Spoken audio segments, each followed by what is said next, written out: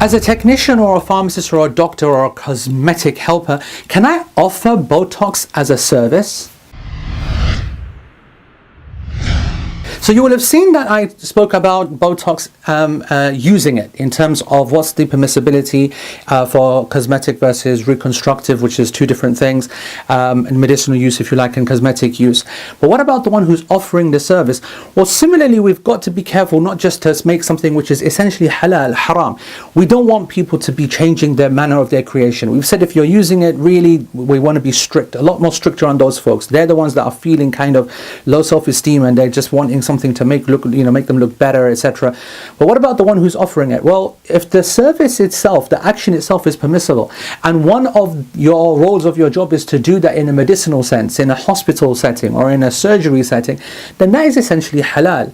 The truth, though, that we all know, especially from my own background, I can also tell you, is that the vast majority of Botox which is offered today in the high street and online and whatever are from cosmetic surgeries, are from beauty parlors, and actually these places are not even offering 5% medicinal reason or based Botox treatments. Actually, the vast majority of them are cosmetic. The vast majority of them are actually working on the weakness of the person and the desire for them to look better in the subjective eyes of the criterion that the people themselves are setting. And I've already spoken about that as well. And that's a major issue that we've got to try and clamp down on. As Muslims, we've got to start building self-esteem and empowering Muslims to love and honor what Allah has loved them and honored them for, and that is their deen and their belief and their trust in Allah and His rules with respect to their human self. The changing of the creation of Allah is a shaitani aspect of insan. That's not to say that beauty is not loved and not required, but we have to be careful.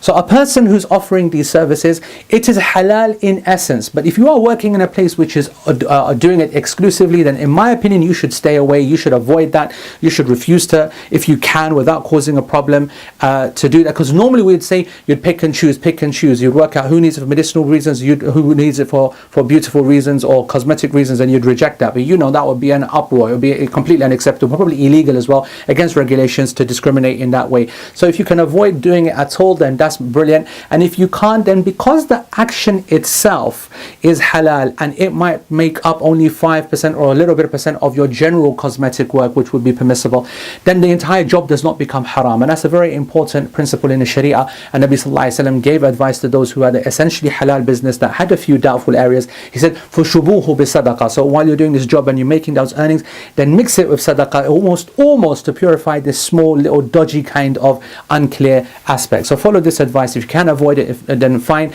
If not, this manner.